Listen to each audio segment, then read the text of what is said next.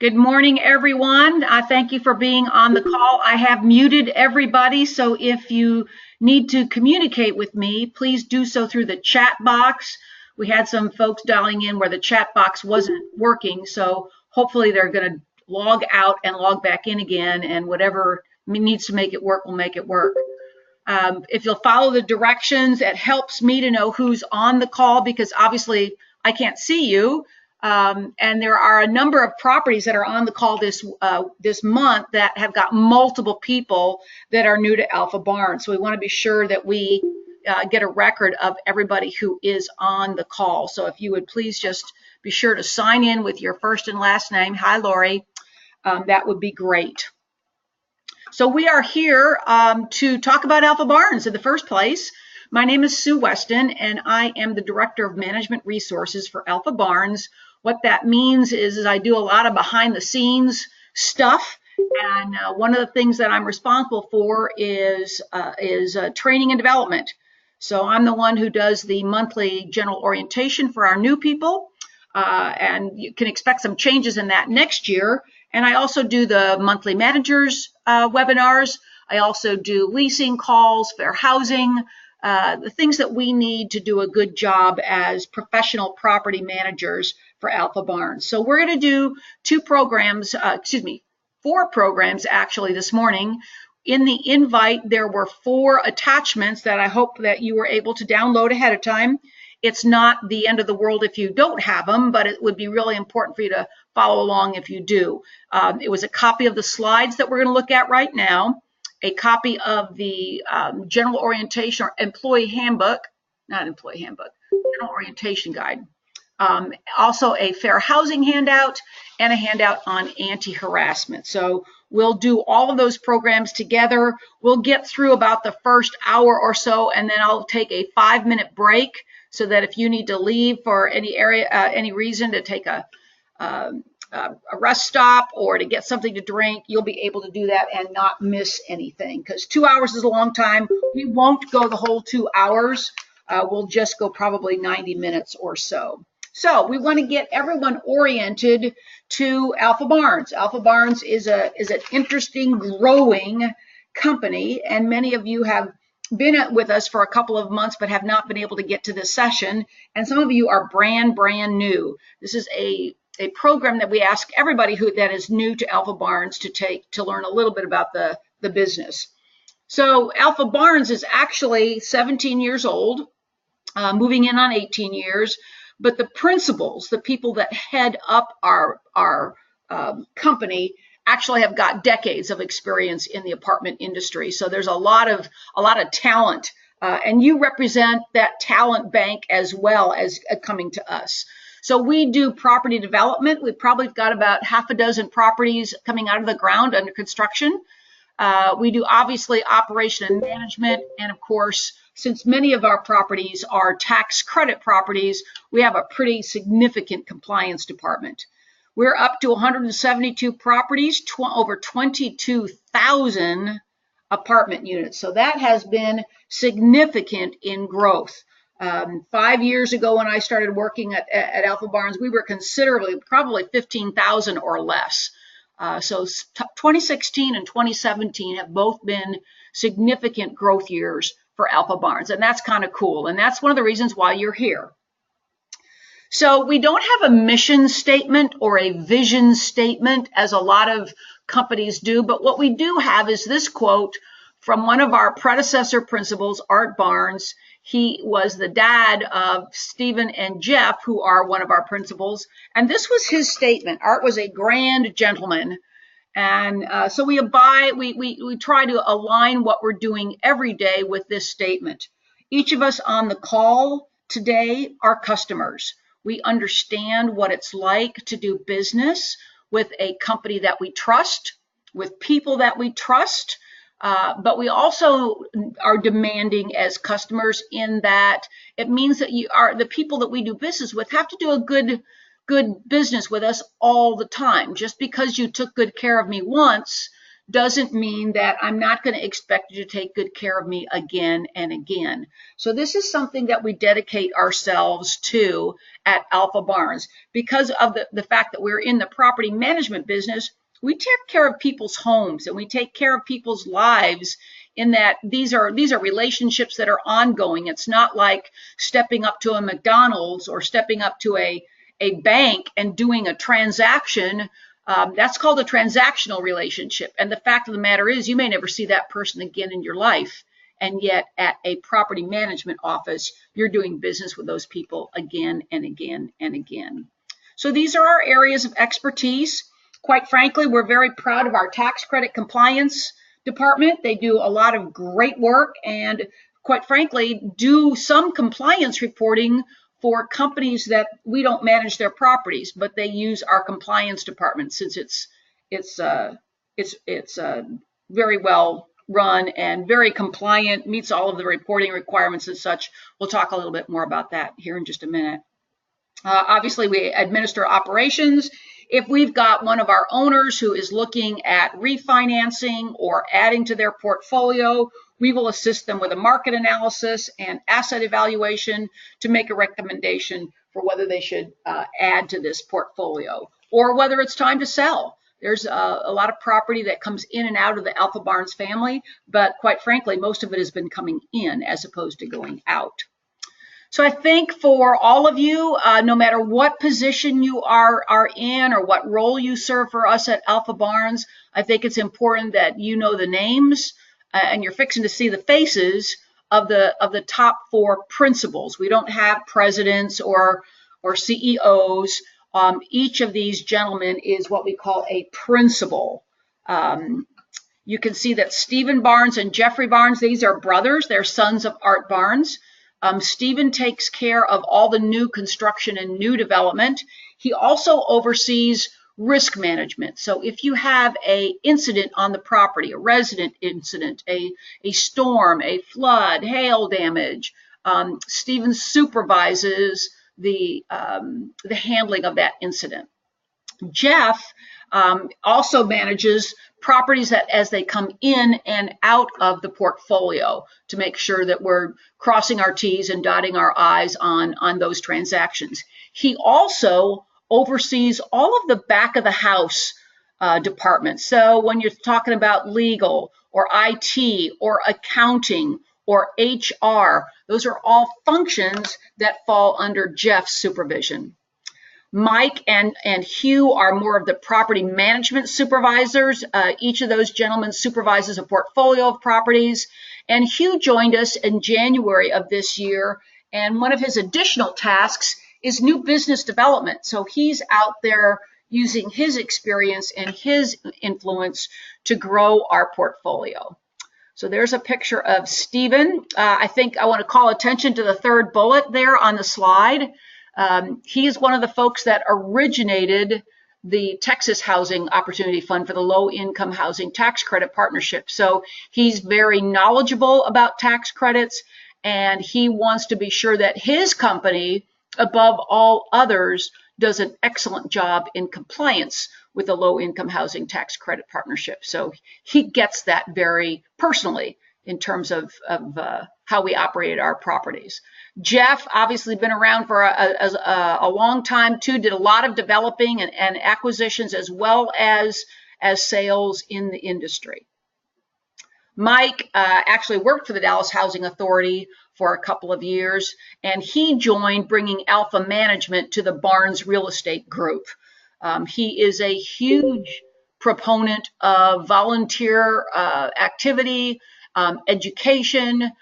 He is the past president of the Apartment Association of Greater Dallas. He also is a regional vice president for the National Apartment Association. So he's very much endorsing of your being engaged in education programs with apartment associations as well as committee service.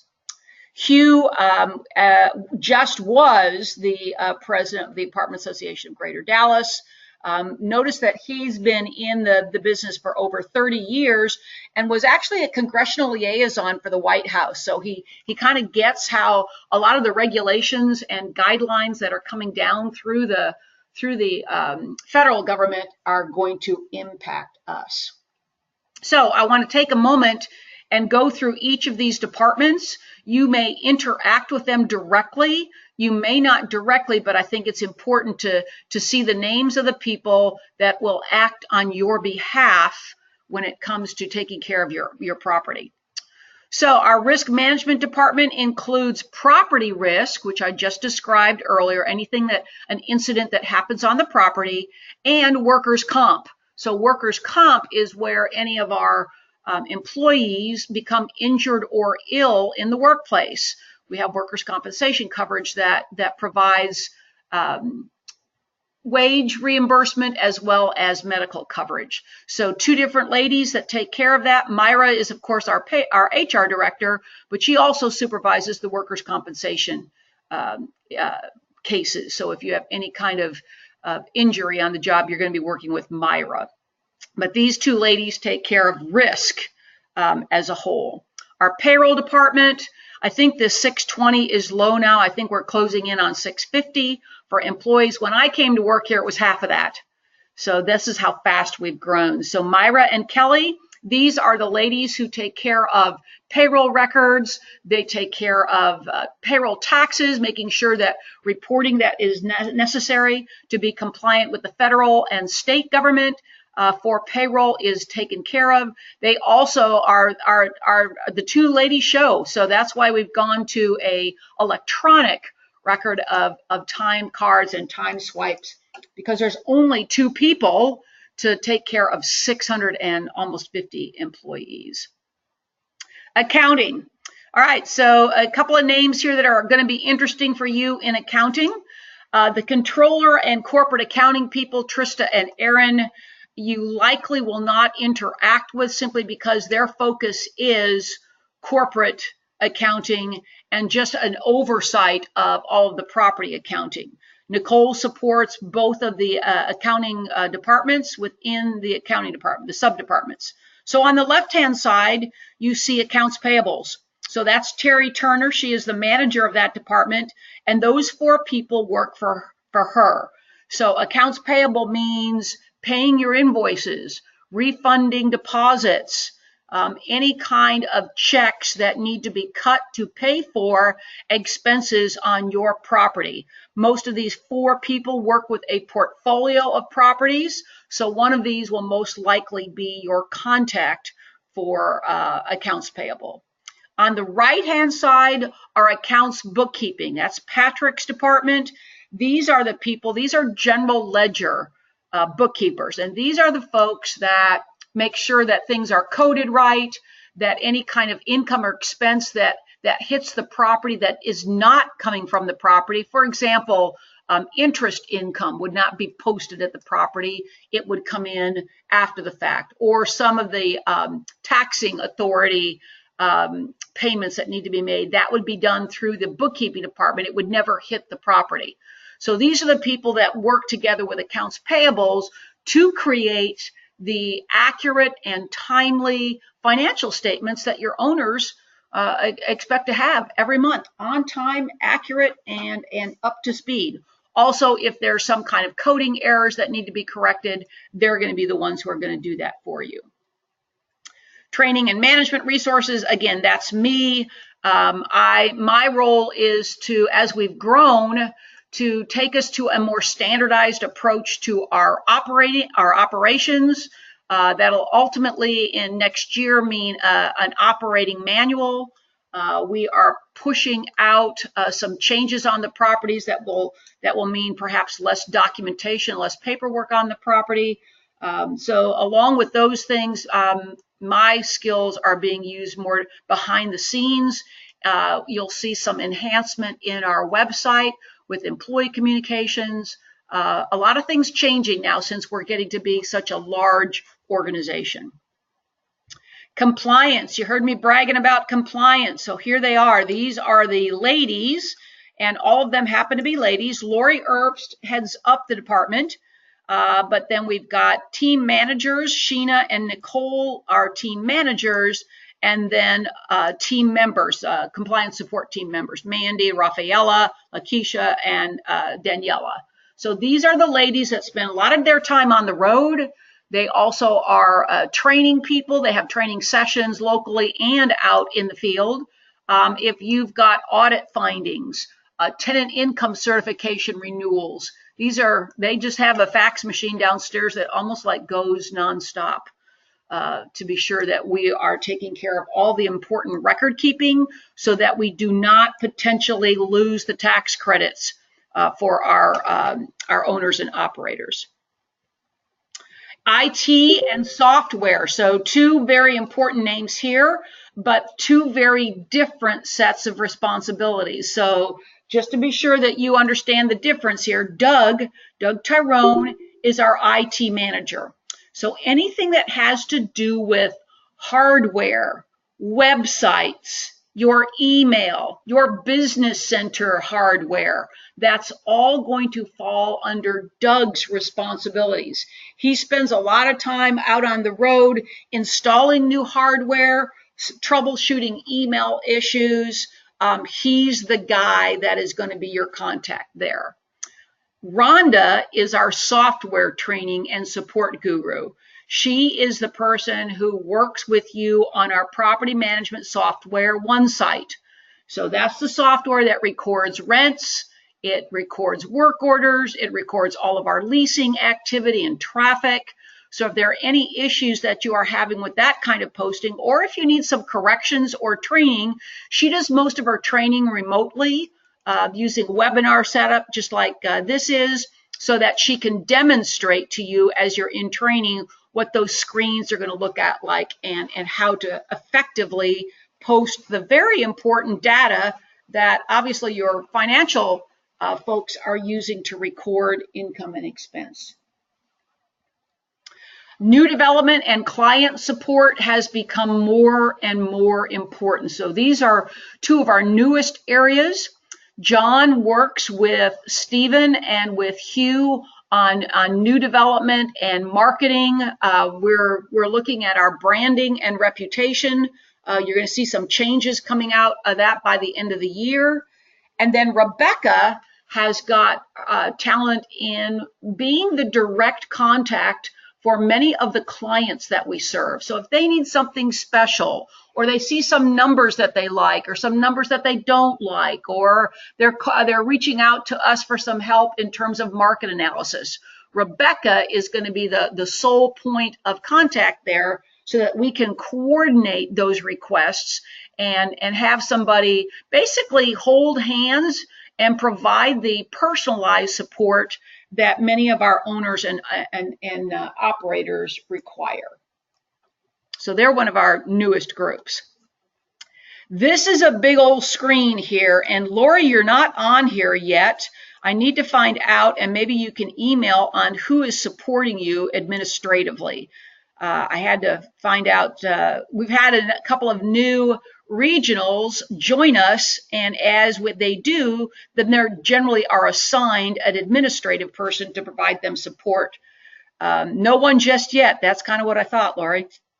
So on the left-hand side, you see the list of administrative assistants. These are the folks that provide the backup, if you will, for the regionals and executives. So you'll see here on the right-hand side, the executives that each of those administrative people support. So once we get Lori assigned, we will add her to this slide.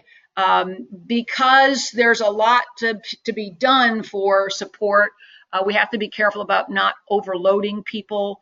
But we think it's important for you to recognize these names because you might get an email from Linda Blankman or Corin or for Aisha Moore, and you might not recognize that name, but they're asking for something for Becky or for Tammy or for Linda. So it's very important you know that if the admin is sending you an email, that they're acting on behalf of and in support of our regionals. So I think that's important for you to see those names. And then, of course, here is the list of our current management leadership. These are all regional supervisors or senior regional supervisors. Connie is a property supervisor. She is I think if not a regional, will soon be a regional. Typically a property supervisor is a newly appointed regional, may have just a couple of properties until they get a comfort level, and then we start, as obviously the portfolio grows, we start adding more properties to their supervision. So these are alphabetical by last name, and I'm sure thinking that you're going to see your regional or your property supervisor listed there. This is a screenshot from our website. If you haven't been to the Alpha Barns website, I would urge you to go there, www.alpha-barns.com. This map gets updated from time to time, but you'll see links there to all of the properties that we've got in our portfolio.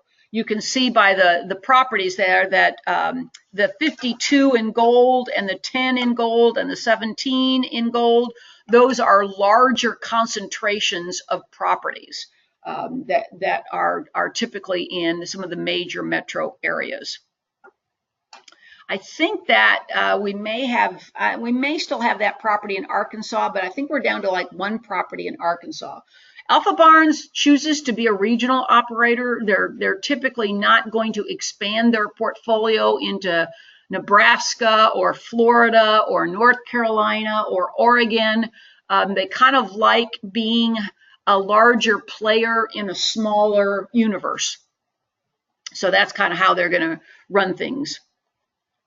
The orientation guide, I want to take you there. This was one of the documents that I hope you got a chance to download. We're just going to spend a time, I'm not going to read it to you because it was in the attachment to the appointment, but this is just a kind of a backup tool for you to have that goes over some of the things that we just got. Section 1 is, of course, about welcoming. It is particularly important for people that are joining us that have never, are seeing lots more of those people join us. They maybe have lived in an apartment, but they don't realize how an apartment property is run. So those of you that have been in the industry for a number of years may just scan this and it won't be necessarily anything. People know that, hey, there's an on-site office and it's run like an office. We take income in, we process bills there. It's an information center for our residents. It's an employee base for our staff.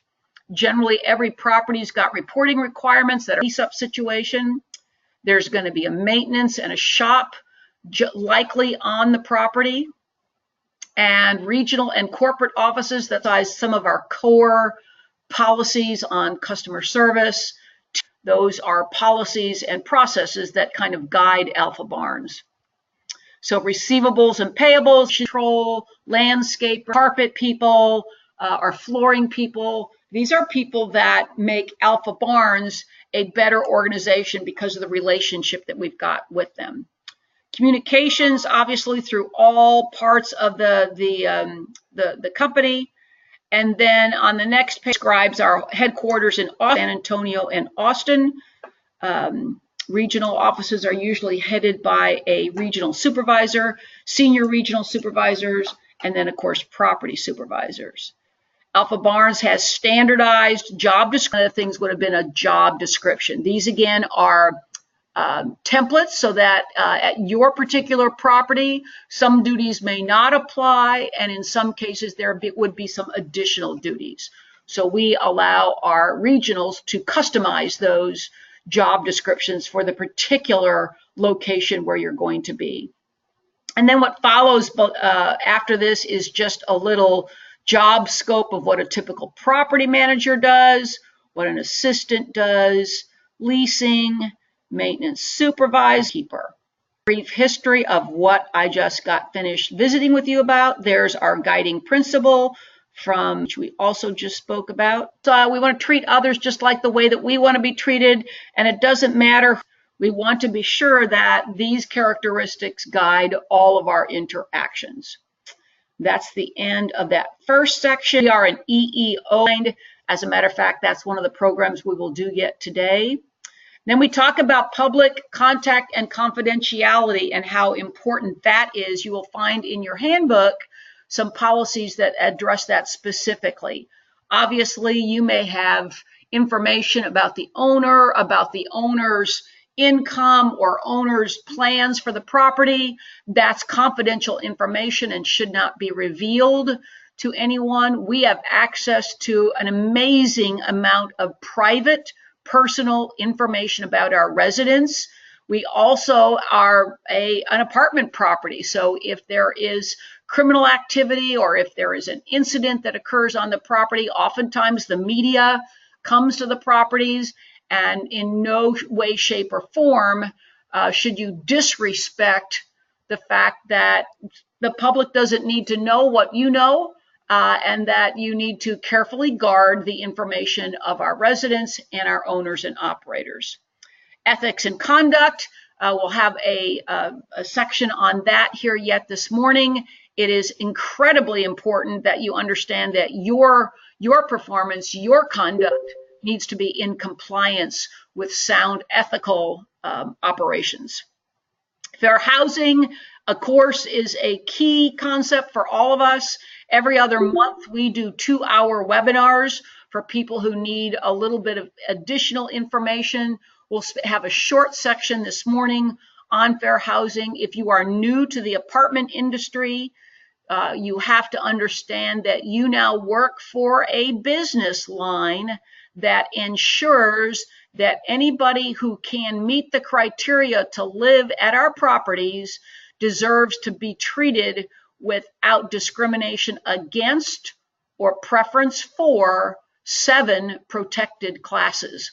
We'll talk more about that in our presentation here in just a minute. Very, very important, because fair housing compliance is a federal and state issue. If you've been trained in fair housing and you choose to break a fair housing violation, you will be investigated and counseled. And if there is a charge made against you as an individual, you may be personally liable for those charges. So really important that you understand that everyone in the United States should be guaranteed the opportunity to live at a location that they can afford to live. Here is just a reference to the employee handbook. You should have received a copy of that and signed off as a receipt for receiving it. I think it's about a 28 or 30 page document. Sorry, I should close my email. Actually, let me do that now. Okay. That you should have received, and obviously when you're a new hire, there's just tons of stuff that you get, so it may have ended up on a shelf somewhere. Payroll, very important, right? We need to get paid. So one of the first things that you learn how to do is how to log on to the swipe clock. That is an automated system so that you post your time on a computer. Excuse me, you will need an email address. Usually we suggest Gmail. Many of you already have one already, so you're certainly free to use that one. You have to create an ID and a password when you join the SDP family. And then that's the way that you receive your paycheck stub, is electronically. Please, please, when you create that identity, don't lose that ID and password, because not even our payroll department has it. That is your own private account. As an Alpha Barnes employee, you are going to get your pay either by direct deposit into your bank account or on a pay card that is loaded at each of your pay dates. If you are on the property, you get paid every other Friday. If you are in a corporate or regional office, you get paid 2 times a month, on the 15th and then the last day of the month. So just a little recap there. Employee benefits, Alpha Barnes is pleased to offer you a employee benefit package. You may be eligible to join the group health coverage after 30 days on payroll. Just a word of caution that there's a deadline for you to enroll. Once that letter is going to be sent to your work location. You need to open it up and read it. Do not ignore it, because if you miss the deadline, you have to wait for open enrollment. and open enrollment occurs in spring. So you do not want to miss the opportunity to say yes to the group plan. The group plan is a high deductible plan, but it covers medical, dental, vision, accidental death. There's a little bit of life insurance in there. And the effective date is the first day of the month following your 30th day. And the premiums for that comes out before your pay is taxed. So there's a tax benefit there. We also offer a variety of other benefits such as vacation, sick, holiday, leaves of absence, etc. Safety orientation. We'll do a little bit here in just a moment, that you are working at a company that requires a safety meeting every month. You have an assigned video, and then there's usually a little quiz or a discussion piece that your manager will conduct for you at the end of the video. Safety, we take safety very seriously at Alpha Barnes. We are very fortunate to have a pretty good track record on our workers' compensation. A, that's good for the company, but B, that means that our people are not getting hurt. And once you're hurt, that's not a happy thing, because it takes sometimes a long time to come back from that, and sometimes you're never back fully. So we are a huge fan of personal protective equipment and understanding how to conduct your duties in a safe manner. And that's the end of that little program. So I'm going to go back to our PowerPoint and just close up with a couple things about safety. Safety comes down to your behavior, my behavior of anybody on the property. When we can have all kinds of neat books and neat policies and all kinds of training, but it comes down to you. It comes down to you in a given situation and choosing the right thing to do, the safe thing to do. There are three components of having a safe workplace. A safe workplace. The person, the environment or the work environment, and then quite frankly, just the behavior, choosing the right thing to do. The first component is the person. So here you see a maintenance technician knocking on the door of an apartment to be able to do a work order. Now he's got his toolbox there, his toolkit, and he's probably been trained in doing plumbing and electrical, maybe just some basic general maintenance. And maybe he can lift 75 pounds, and maybe he's got his HVAC license. Every person that joins Alpha Barnes comes to us with a variety of physical capabilities, experience, and training. So you would not want me to try and recharge an air conditioner with Freon. I don't have any idea how to do that. So it would be not good for me to accept that assignment and say, yeah, I'll give it a try, because I don't have the experience and I don't have the training. So the most important piece in a safe workplace is you, and understanding what you can do and what you can't do, and being very clear about that. The work environment. Alpha Barnes takes a lot of pride in providing you with the equipment you need. If you need a helper, then you have a helper. In the past, we have had some injuries where people should have used a step ladder, and instead they used a extension ladder, and the extension ladder didn't hold and they fell. So understanding that at the property, you are going to have the equipment that you need. If you should be wearing safety glasses or you should be wearing gloves, we want you to wear those. And we are going to be sure that those are made available to you. Very, very important that you take the proper precautions in terms of the work assignment that you've got to do. Use the equipment, use the protection that you're being given. And that's what it basically comes down to. There's a photo of a painter, and there's a step ladder that should have been used in the situation that I just described. And instead, it wasn't a step ladder, it was just an extension ladder. and it was leaned up against a pole, and obviously that's no way to try and climb a pole. So the final and probably the most important piece in safety is you. You know, you have to choose the right ladder. You have to choose the right gloves. You have to choose the right screws or the right electrical hand tool.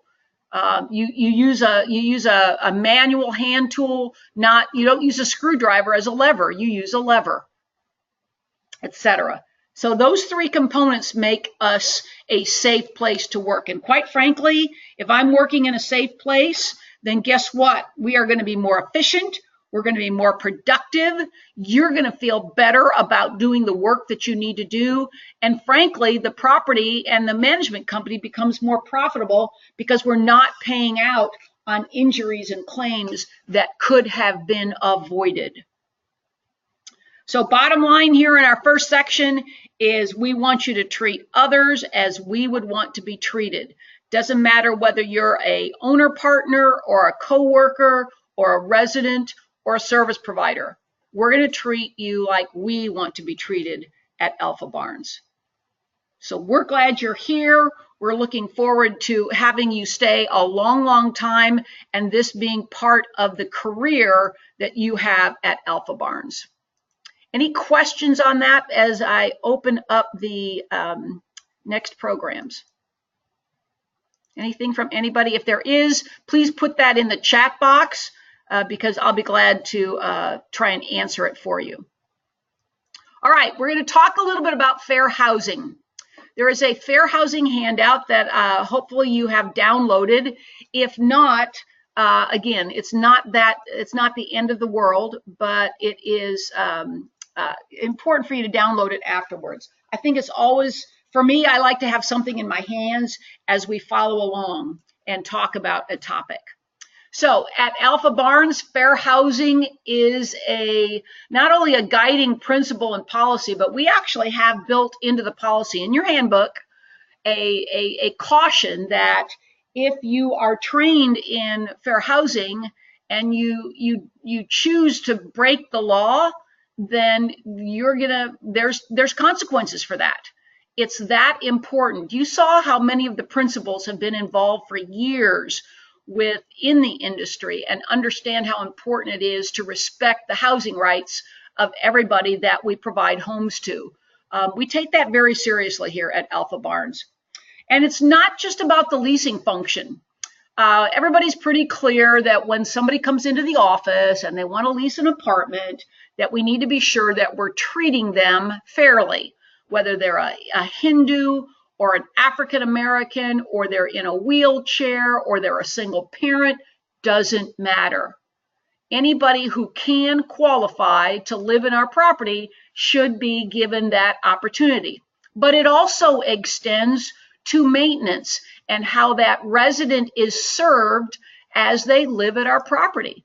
So getting shown an apartment and leasing and moving in is one thing, but how we treat our residents while they live with us is also covered by fair housing laws. And we are busy on our properties. We have a lot going on. We need to be sure that our conduct at all times is in compliance with the law. So let's look at the law here. On your handout, on the top of page 2, are these 7 protected classes. So no matter where you work in the apartment industry, whether you decide to go work in Florida or move up to Illinois or out to Colorado, in every single state of the United States, these are the 7 federally protected classes. You cannot be discriminated against or shown a preference for housing based on the color of your skin, your race, your religion, your sex or sexual orientation, your familial status, the fact that you're a family, your disability, or your national origin, where you come from. So in addition to the federal protections, some states and cities have additional protections. So it's always important if you move from a property in one city to a property in another city that you ask the question, are there any additional protected classes? I can tell you that in the city of Austin, students are a protected class. So if you are not on a low income housing tax credit property, you cannot discriminate against a student just because they're a student. In Fort Worth, the city of Fort Worth, transsexuals and cross-dressers are protected. So, I mean, if you think about it, we're the landlord. This is nothing to do with us. This has nothing to do with our role as a landlord. So you can see that there are some other protections here based in other cities and states. I think the easiest way to be sure that you're not breaking the law is at the bottom of your page 2 is to just treat everybody the same, be consistent, don't make exceptions for or against someone because of a protected class. So I want to just reiterate again that we are allowed to set business rental criteria. All right, so these are screening that we use to be sure that you're qualified to live at the property. That has nothing to do with fair housing protection. You can see on the slide and on the bottom of page 2 of your handout that we can check income requirements. We can check credit. We can check your good rental or residential history. We can check your criminal background. And all of those criteria need to be passed so that we can then ask you to join us. So those are legitimate and legal ways for us to protect you. To lease to you.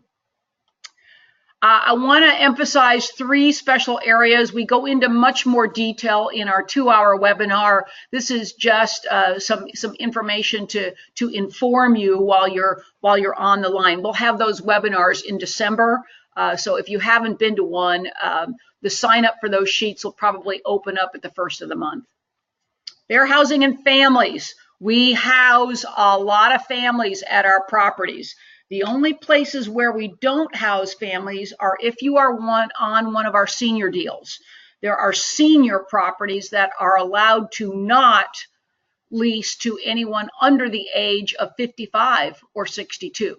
That's a different type of property that is funded differently. The mortgage documents are different on that. It's not free will or free choice. So those properties do get to restrict families. The rest of us, not. So just remember that a family is just a household with individuals under the age of 18 living with a parent or guardian.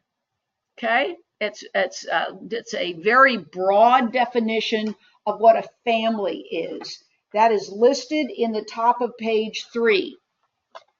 There are 2 areas that we get into trouble with families. That is when we make policies that fair housing advocates feel are overly restrictive for families. So we're allowed to have reasonable safety and health rules. For example, you don't want any minor occupant, maybe under the age of 10, in the fitness center without an adult caregiver with them, because a 10-year-old doesn't know how to work the stair stepper or the treadmill or the bike. We don't want them getting hurt in that. So those are policies that we can have in place.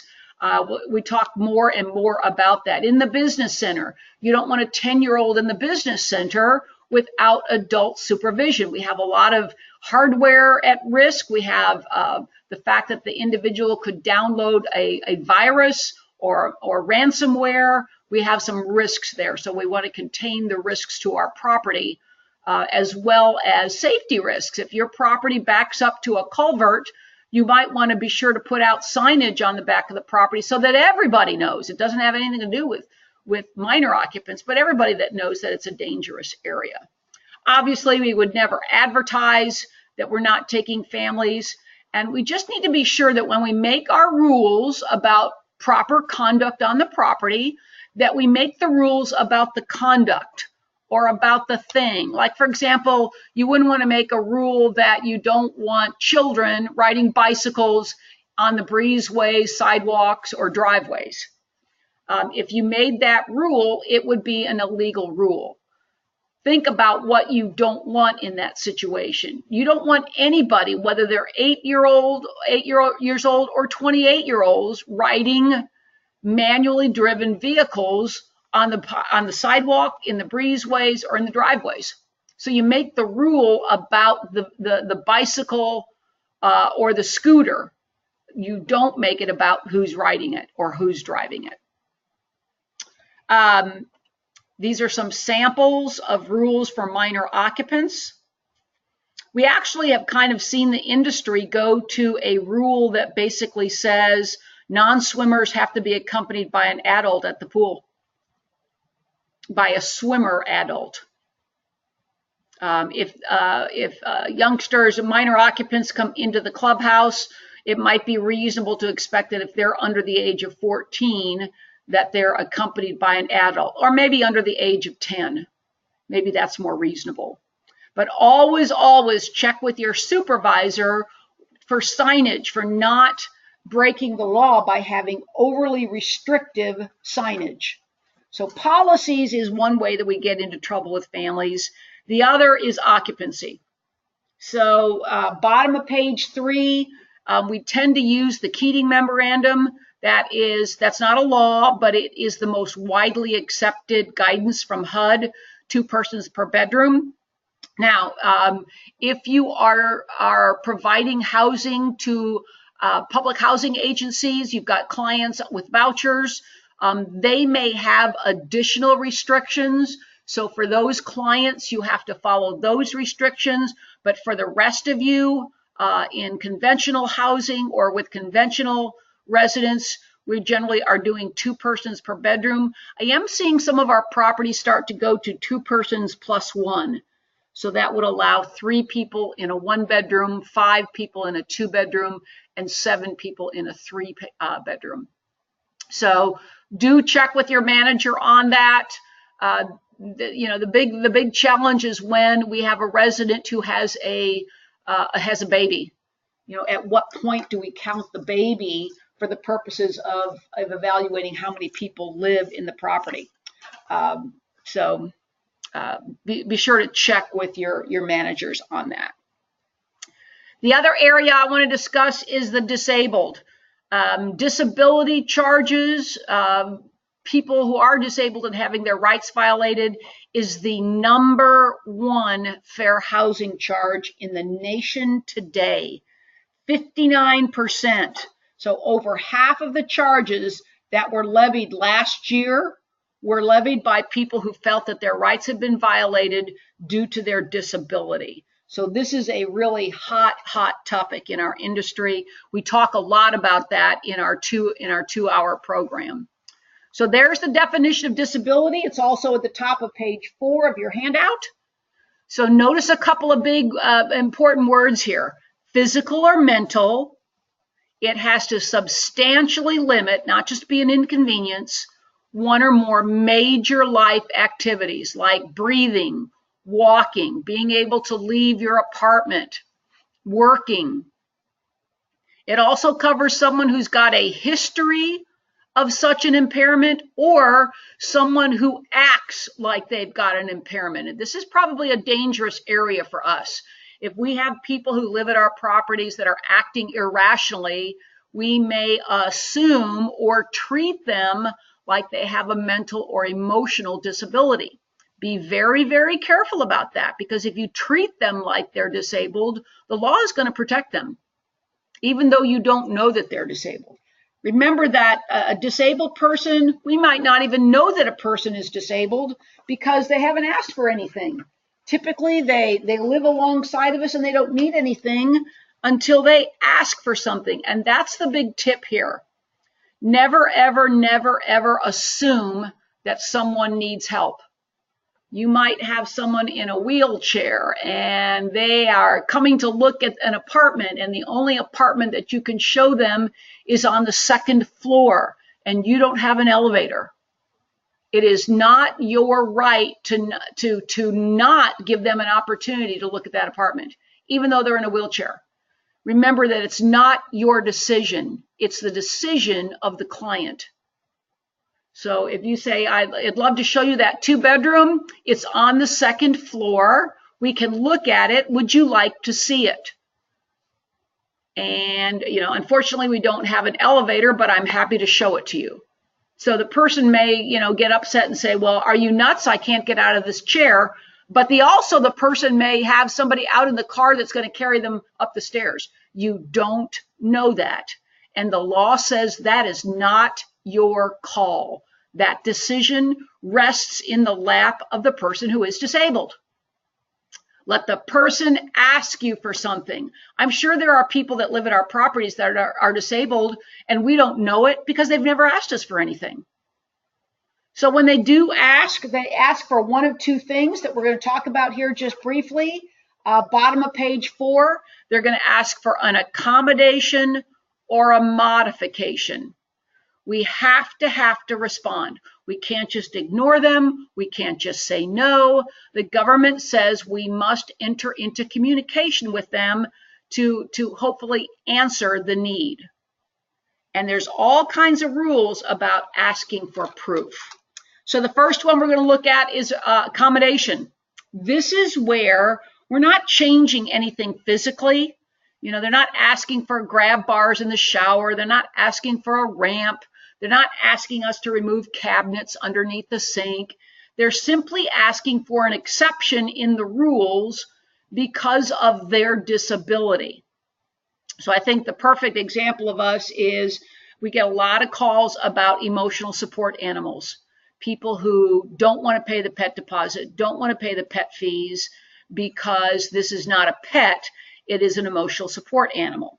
If this person has an emotional condition, we may not be able to verify that they actually have been assigned an emotional support animal as therapy from a healthcare provider. So we have a right to ask for documentation from a healthcare provider that they are required to have a emotional support animal.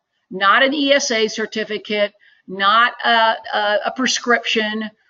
Alpha Barnes has a wonderful, easy to use, one-page form, front and back, that you can send off to that healthcare provider.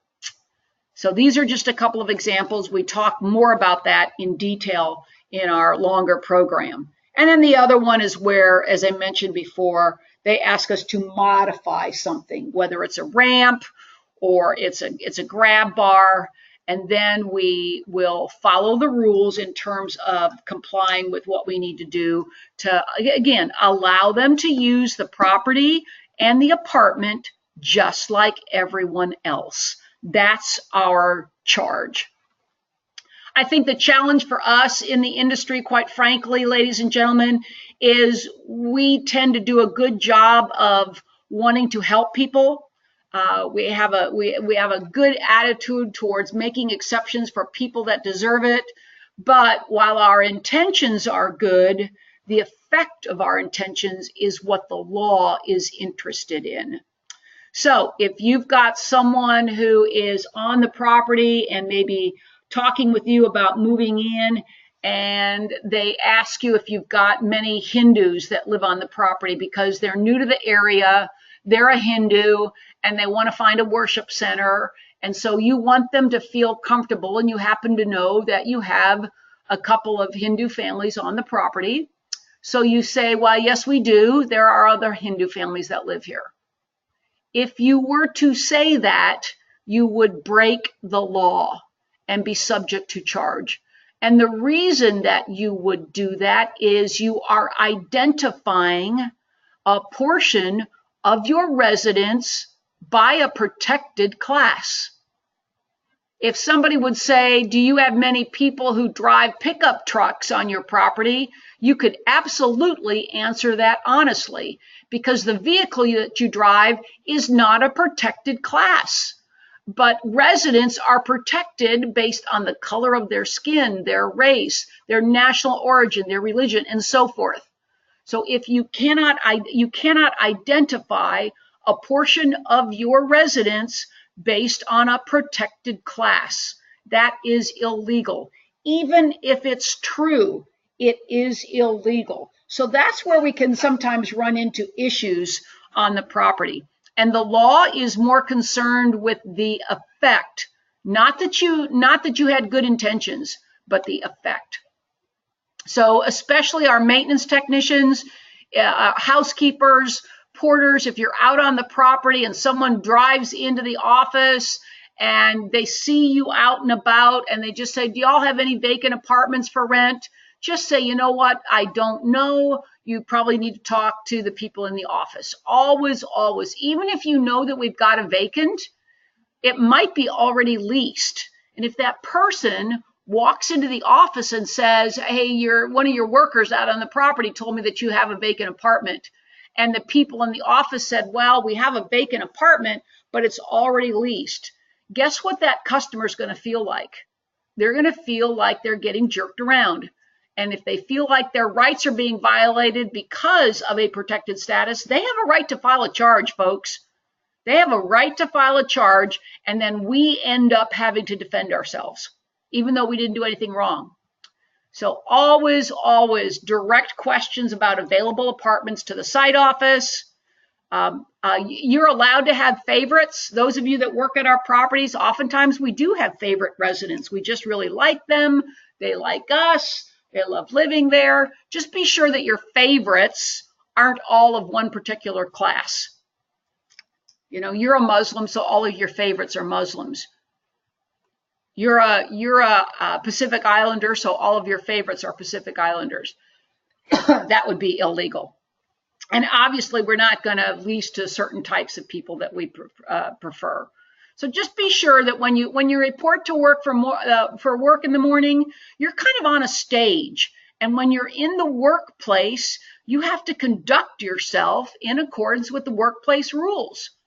Just remember that people can hear you through your speakerphone. They can hear you through open windows. We can be hollering to each other in the office and be overheard. So this is an important aspect of your work. We don't make fun of residents.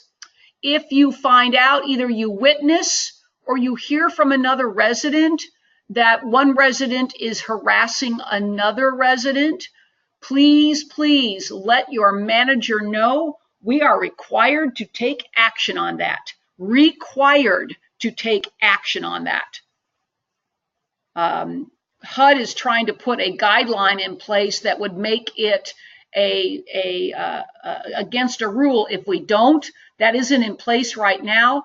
But if you know about something that's going on illegally and a resident reports it or you see it, we have to take action. We have to take action. We lease to people from all over the world, from all kinds of different cultures. Even if they were born in the United States, they might live in a family that uses only the mother language, and they go to a specific worship center. They shop at their cultural grocery shops, and so they don't communicate well in our language. The government feels that it is our responsibility to take extra efforts to be sure that we are communicating well. So remember that in some cultures, it's rude to look you in the face, even upon meeting, that they're going to keep their eyes down. That doesn't mean they're being dishonest or they won't talk to you. Sometimes you cannot shake the hand of a female because of religious or national origin, cultural boundaries. Many people of different faiths and different cultures don't want you to walk into their apartment to do a work order without taking off your shoes, because their home is a sanctuary, is sanctified. We don't want you to take off your shoes as an employer, so we ask that you use the booties. So just remember that, be respectful of people, tip your hat, even if it's difficult to understand them, be polite. Yes, ma'am. Yes, sir. Good morning. Good afternoon. Just remember that all people of all backgrounds deserve our respect, even if they're not, even if it's difficult for them to communicate with us. Vendors and service providers. Here's another area that we need to be careful. When we ask a vendor to come onto our property to paint, to do pest control, to take care of our pools or landscaping, that we have some liability for their actions. So if you've got a landscape company and one of the landscapers makes fun of the kid with Down syndrome who's out on the playground and you hear it or one of your employees hear it, we've got a problem. And if it's reported to the manager needs to turn around immediately and talk to either the foreman of the crew or pick up the phone and talk to the company and just say, hey, one of your people was overheard violating the fair housing laws. That has to stop. That has to stop. We can be found guilty of a share of that discrimination if somebody reported it to us because we asked the vendor to come on the property. They're there because we asked them to be there. So the government says, well, then you're at fault. So be very, very careful about that. Be aware that we are being shopped. We are being shopped, undercover shop, just like that show Undercover Boss or Restaurant Stakeout, where people go in and act like customers and they're really just evaluating the staff. That is exactly what's happening in the fair housing world. They hire tenant advocacy groups or pay people to come to our properties and either physically shop us, where they'll walk in the office and act like they want to lease an apartment, and then shortly thereafter, another person of a different protected class comes in and basically asks for the same apartment to see whether they're being treated the same. So just be aware that, at any time that you could be recorded on the phone, you could be recorded in person. The person who comes in to look at the apartment could be putting their autoplay on, so you don't know that. They're shopping us via email, and they're sending us an email and saying, do you have any apartments available? And they're sending it from the name of a person like Joe Smith. And then they're sending you another email, and it's going to be from somebody from a very culturally diverse name. And they're measuring how levelly, how even we're taking care of that service. It's also being targeted at our tech. So maintenance technicians, you are also being targeted by people who are coming onto our property, pulling up, parking, getting out of their car, and watching for you, either walking around the property or tooling around in the golf cart, and they're just going to stop you and ask you what seems to be an innocent question. Do you have many families here? You don't have any of those Islamic terrorists living here. I'm just giving you those as examples. And if you are not on your toes, you can end up breaking the law. So be very, very clear about that. Fair housing is important. It is not only good sense, but it's good business. And it can keep us out of the courtroom and you out of having to pay a fine. All right, so that's our program on fair housing. We are at 12:05. I'm now going to take about a 5-minute break before we start our next program. So please stay on the call. Don't disconnect. Just please stay on the call. And we will do our final program when I get back and start again. So please feel free to take a break. We're going to do our last program here, our anti-harassment program. But I'll be silent for about the next 5 minutes.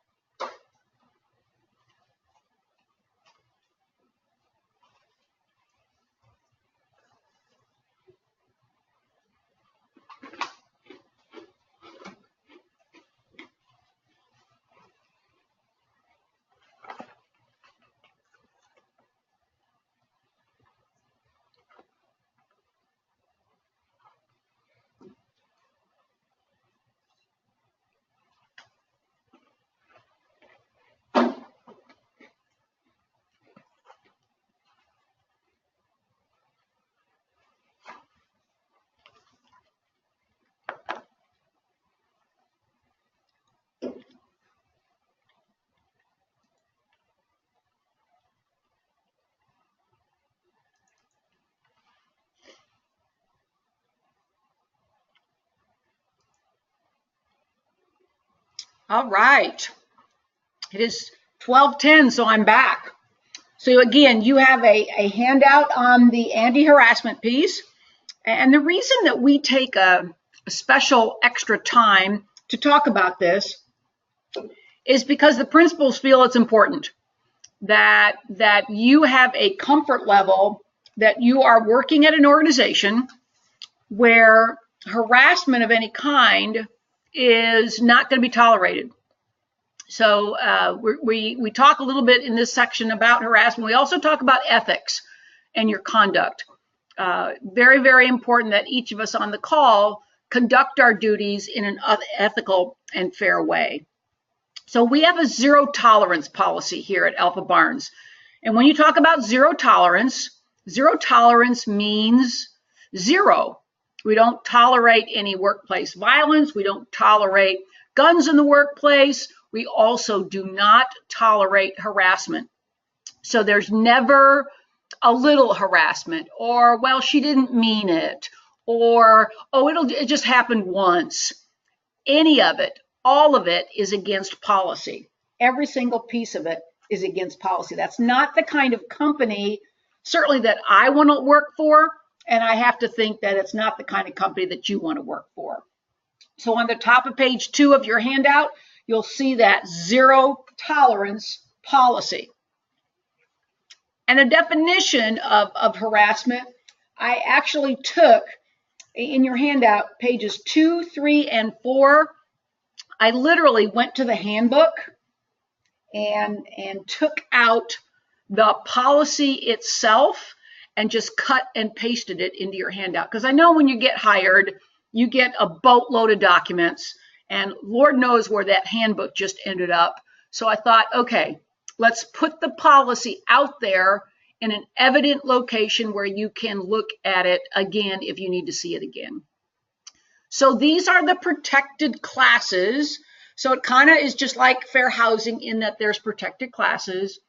When it comes to harassment, these are the federally protected classes. As a worker at our company, you cannot be harassed, or it's illegal to be harassed because of your race, your color, national origin, religion, sex, age, disability, veteran status, or the protected activity. Anything that you're doing because you can do it, that you have a right to do. You cannot be harassed illegally because of that. Now, we'll talk in just a minute about harassment versus bad behavior. Harassment, we talk about illegal harassment. It is about these classes of harassment.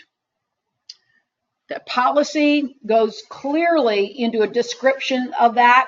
It also gives you contact names and what will be done in terms of an investigation. It is incredibly important for us at Alpha Barnes to be a workplace in all of our properties, as well as our regional offices and our corporate offices, where nobody feels like they're being illegally pressured because of any of those protected classes. Any of those protected classes. So when we talked about harassing behavior, you can be illegal harassment it comes in many forms. Whether it's sexual harassment, we'll talk special about sexual harassment because it's so personal. But however you are feeling uncomfortable about being in a workplace, harassment can present itself in a number of different ways. So verbally, obviously, I think we're all familiar with that.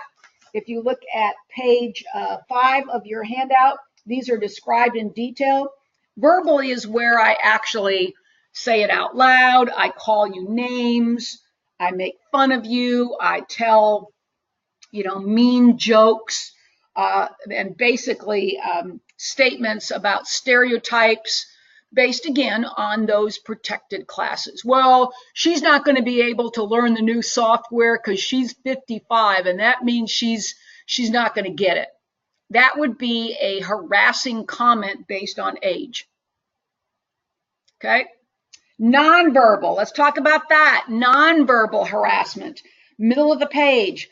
That's where I'm not saying anything out loud, but I've got pictures in my desk area, or I've got emails that are mean-spirited, or I've got wallpaper on my computer that is written. So anything that's written, pictures, photos that send negative, harassing messages based on those protected classes.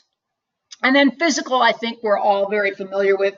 Physical harassment could be where I'm touching you inappropriately, where I'm shaking my fist at you, or I'm blocking your way out of the door, or I'm obviously pushing or shoving, any kind of physical touching of any kind. So 3 different ways that harassment can show up. I want to talk especially about sexual harassment, top of page 6. Actually, it's the whole page 6. And I think we always emphasize the negativity of sexual harassment because it's so very personal. It takes you right down to who you are in terms of your sexual gender, your sexual orientation, your sexual preference.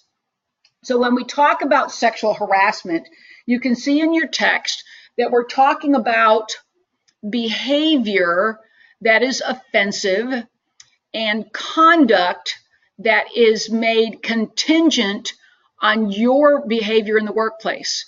So for example, if you were to be told that I'll put in for a 50-cent an hour raise for you if you sleep with me, that would be the promise of a benefit in exchange for compliance with a sexual act. That is illegal. Or you could do it this way. I'm going to be sure that you get all of the nastiest trash outs on the property because you won't have dinner with me and spend the night. So there I'm not being promised something, a benefit. There I'm being promised something bad if I don't. Also, completely illegal. So there are 2 types of sexual harassment that the law addresses: quid pro quo or sexual or hostile environment. So quid pro quo, I just described to you in those 2 examples quid pro quo. That's Latin and it means this for that. This for that. If you give me this, I'll give you that. If you don't do this, I won't do that. So that's where some kind of sexual conduct or behavior is contingent on something in your workplace is contingent on that sexual conduct. Completely illegal. Also, the sexual or hostile environment, excuse me, is where you walk into a room and one of your coworkers, maybe your boss, maybe not a boss, maybe just a coworker, makes some kind of comment about, wow, you look really good. I bet you look good in a bikini. Wow, could you unbutton that top button? Okay, so I'm making that stuff up, but this person hasn't touched you or asked you to do anything, but they're just making you feel creepy. All right, remember too that in sexual harassment, it might not be the opposite sex, it might be the same sex. So sexual or hostile environment. Now, hostile environment can apply to any of the other protections. Okay, so somebody thinks that because you wear a headscarf in order with your national origin and your religion, and they don't like to talk to you because they think anybody who wears a headscarf is a terrorist. So they just treat you hostilely because of your national origin. That is illegal. That is illegal. And if that's going on, we need to know about it. Here we're talking about sexual harassment, but the hostile environment applies to all forms of harassment. Whoops, I'm sorry. So the harassment is based on the perception of or the impact of the person. So for example, just because you didn't mean to harass somebody is irrelevant. Okay, it's kind of just like fair housing. It doesn't, just because you were trying to help, you still broke the law. And that's what the courts are going to look at. So the same thing is true here. Even though you didn't mean to have it come out like that, or you didn't mean to have it sound that way, the court doesn't care. The fact of the matter is that the other person felt harassed. So it's very, very important that you think about the impact of what you're doing. The courts use what you see there in red, the reasonable person. Would a reasonable person have been offended or felt harassed based on that behavior?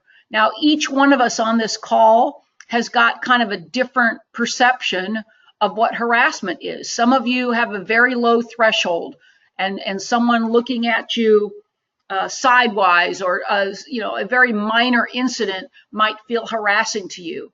Other people come from a background where it just kind of rolls off your back. So that doesn't make one person right and one person wrong. This is why the courts use, what would a reasonable person think about this behavior? I think we also have to draw the comparison on page 7 about whether it's just bad behavior. So there are a couple of questions to ask that are on the slide and in your handout. So were the actions or words offensive? Was the behavior or the conduct unwelcome?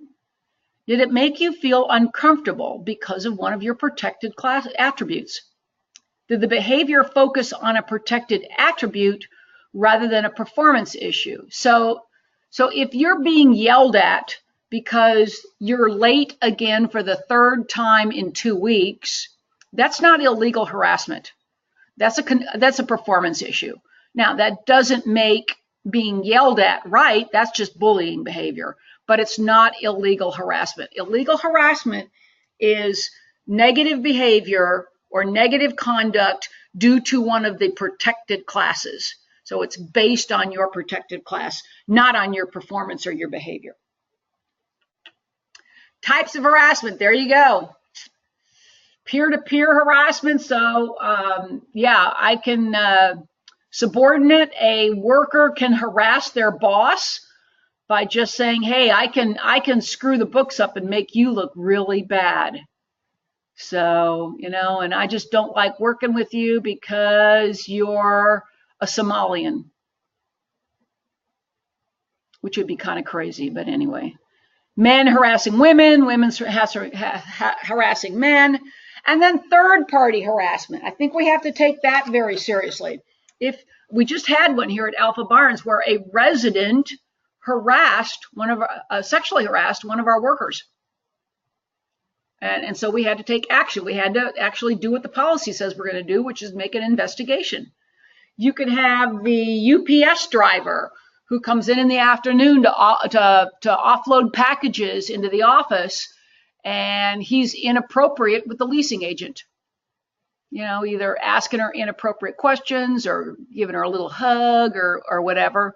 Or we had an HD supply truck driver who's dropping off supplies to meet the maintenance lead at the shop so they can put the supplies in there, and he won't accept the signature of the lead maintenance on the delivery ticket because he's Muslim or African American or some other ridiculous reason. So the fact of the matter is here, if we've got contractors or workers or third-party people that work with us who harass one of our employees, you need to tell the manager, and the manager needs to take action. We have got the back of our employees if anybody harasses one of our people for any kind of reason. Some people don't report harassment, and there's a number of reasons listed here on page 8. They want to just say, well, it's no big deal, I can live with it, or I don't want to make everybody else mad at me. Sometimes they're afraid to report it because they think that they'll just be the ones who end up getting in trouble. All kinds of reasons like that. So, and they're all bad reasons. They're all bad reasons. Sometimes they wonder whether they did something wrong. There's a list there at the top of the page. But when you don't report harassment, it hurts you as the person being harassed, and it hurts the rest of us at Alpha Barnes.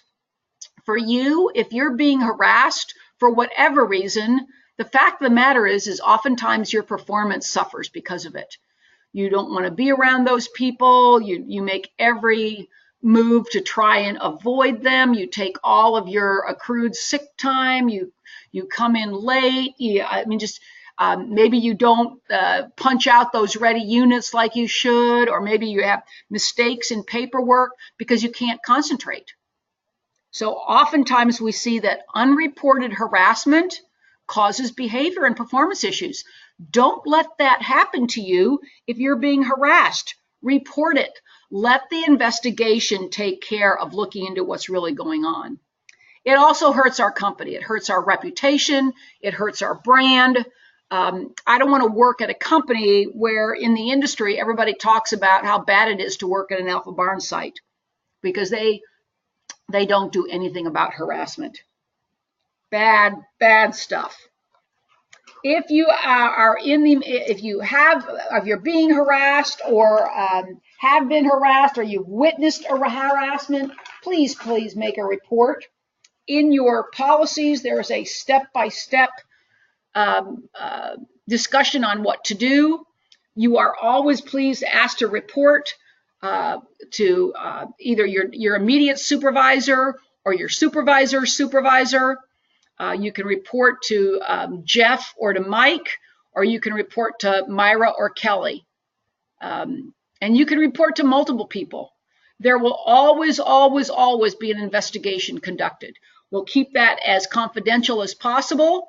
We may have to ask for other people to weigh in if there were witnesses, but it will be investigated. And then there'll be a determination made as to whether there has actually been harassment or not. And then, of course, there will be consequences. It doesn't always mean that the person who's doing the harassment will be terminated. I actually had years ago in another company I worked for, we had a maintenance technician who was a great maintenance technician, and one of our leasing agents just complained about how she just got upset that he was calling her honey and stuff like that. And he was, when we did the investigation and brought him in, he was just so dumbfounded and so surprised and so apologetic. And he apologized to her, and the two of them went back to work. And so it doesn't necessarily mean that someone's going to get terminated, but it does mean that there's going to be consequences, because we want to be sure that it's nipped in the bud. So prevention is the best cure. Just be sure that if you come into a situation where there's harassment going on, that you point it out, to say, you know what, I don't think that that's the right thing to say here. I think that feels a little mean or prejudicial, or I think that makes me uncomfortable. Just say that makes me uncomfortable. We don't want it to go on. And when we're talking about harassment, we're actually talking about ethics in the same time. A harassment-free workplace is also an ethical workplace. There are 3 things that we need to have in place to work at an ethical company. The first thing is those bosses. Those 4 gentlemen that we introduced to you just a few minutes ago, they have to conduct themselves at the highest level of ethical conduct.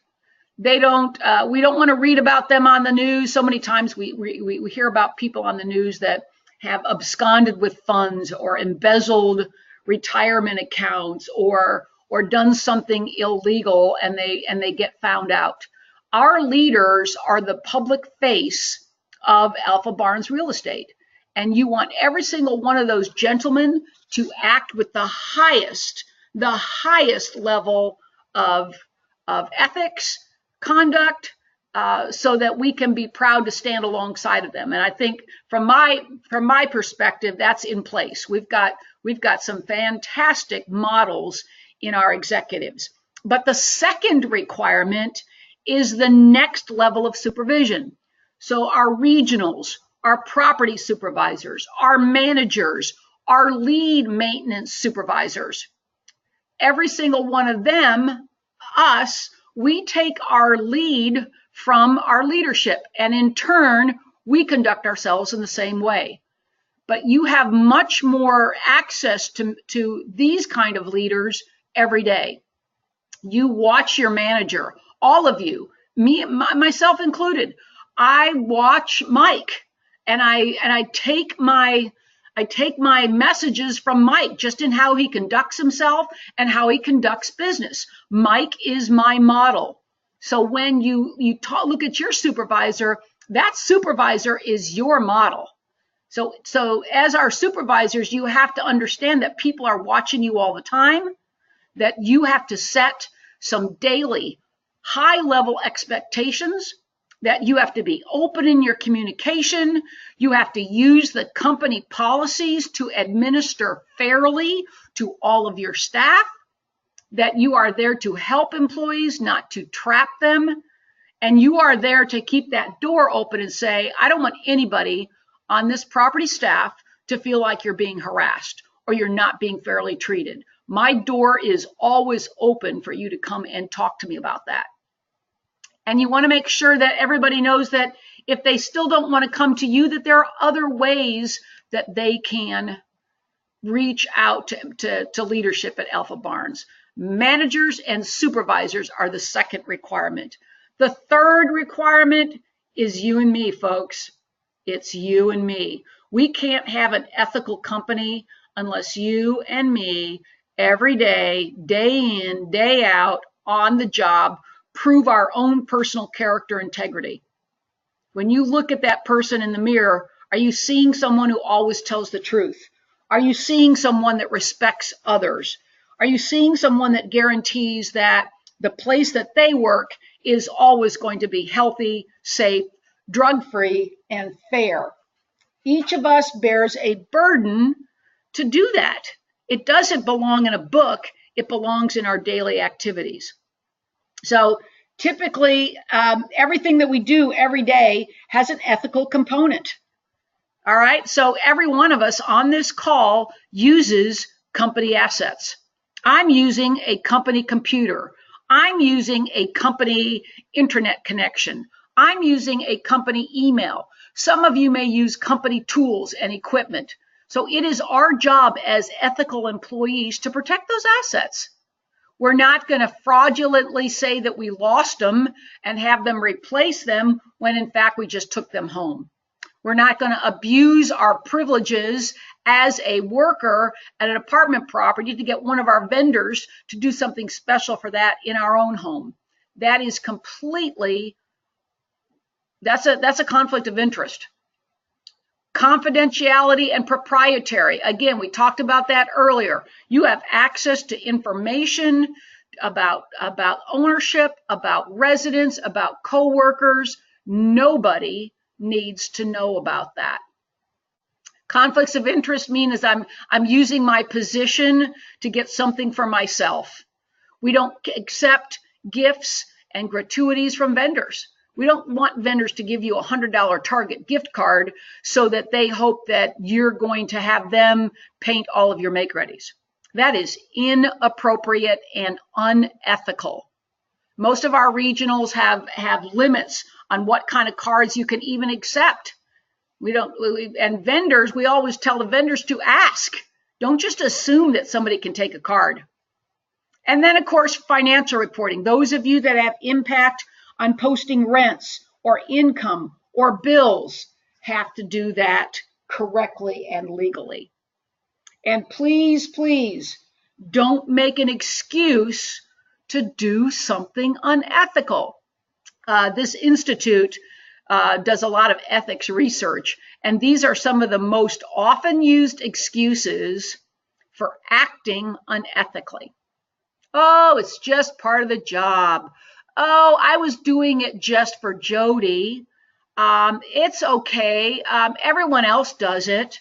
They don't pay me enough. I get to do this. Those are all pathetic excuses for doing something unethical. It's just not appropriate. Don't go there. There's no excuses for harassment. There are also no excuses for poor ethics. There's no way that you can make it right. Here are some examples of the opportunities that you run into. And ladies and gentlemen, most of the time this happens when you're by yourself. If you're going to act unethically, oftentimes it happens when you're looking at a work order, or you're posting leasing traffic, or you're recording rents, and nobody will know that they're not looking over your shoulder. So the fact of the matter is you have to trust me, and I have to trust you that you're going to act ethically. So these are just some of the areas that we might find ourselves in that could be places for unethical conduct. I realize that we're at the end of the year now, and most of us have just a little bit of money left in our budget. And if you discovered a trip hazard on the property and you were afraid that it would put you over budget, it would be unethical of you not to raise it up to your supervisor and say, you know what, it's going to put us over budget, but I almost tripped over it myself. It would be the ethically correct thing to do to repair that trip hazard. We don't fudge the numbers. We don't, give somebody $50 off their rent because we like them. If we're in the apartment to fix something in the kitchen, there's no reason for us to be in a bedroom, unless that's where the breaker box is. So proper conduct. The bottom line here for us is that we can have all kinds of great rules, and we do. We have policy on ethical conduct and ethical behavior, but the fact of the matter is it comes down to you and me. It's kind of like safety. We have all this great stuff to guarantee that you're going to be able to do your work in a safe manner. But if you choose not to use it, then shame on you. So it's not about rules, it's about who you are as an individual. So once again, here is the process to go through to either report harassment or something that you've seen that's unethical. At the very top there in the cloud, if you think there's a problem or a violation, you are required by policy to make a report. All right? Don't blow it off. The first box there is the suggestion that you might talk to the person yourself. So for example, say you see the leasing consultant grab the petty cash card and stick it in her purse. You're going, wow, why is she taking the petty cash thing? So you go to her, not to the manager. Obviously, you can go to the manager, but you can go to the leasing agent and just say, hey, I just saw you stick the petty cash card in your purse. What's up with that? In other words, you're not accusing her, but you're just saying to her, hey, I just saw something kind of unusual. And she's going to say something like, well, we have that resident meet and greet on Saturday, so I'm going to Costco to pick up some of the supplies. So now what you thought was unethical or wrong isn't, but you had the opportunity to take care of it yourself. But I'm also going to tell you that Alpha Barnes does not require that you go to the person. Obviously, we would prefer that. But if you are uncomfortable going to that leasing professional, then go directly to the supervisor and just say, hey, I saw the leasing person do this. Now, also, if you are in that middle box, if you feel like the manager is buddy-buddy with the leasing person and they're good friends, and if you blab about one of them, then the other one's just going to get, you're going to be the one ending up getting in trouble, then go to the supervisor's supervisor. Go to the manager's supervisor. There are too many ways for you at Alpha Barnes to make a report. We do not want you to not report that. And then to the red box, even after you've notified the supervisor, or if you just want to by-step that, you can always go to these 4 people at the bottom of the boxes. Jeff, Mike, Myra, or Kelly. We all have got the same formatted email addresses, first initial, last name at alpha-barnes.com. We're all the same email address. It's easy to find us. So make that report. There is no reason to not report. The bottom line here is that you as a worker, me as a worker, always need to do the right thing. And if you're not sure, many of you are new to Alpha Barnes and you're not sure what's the right thing to do. Maybe you're sure because you worked at in other properties, but not at Alpha Barnes. And every property management company's got their own kind of unique policies. So if you don't know, ask your boss. Your boss is there to help you. All right, that is the end of our program, the end of all 4 of our programs. I'm going to wait just a minute to see if anybody's got any questions that you might want to chat in the conversation. I see a lot of people have put in their names, and that's just great. I count on that so I can make certificates for each one of you. Well, seeing no questions, then I'm going to let you go and have a great rest of your Monday. Thank you for being on the call. Bye-bye.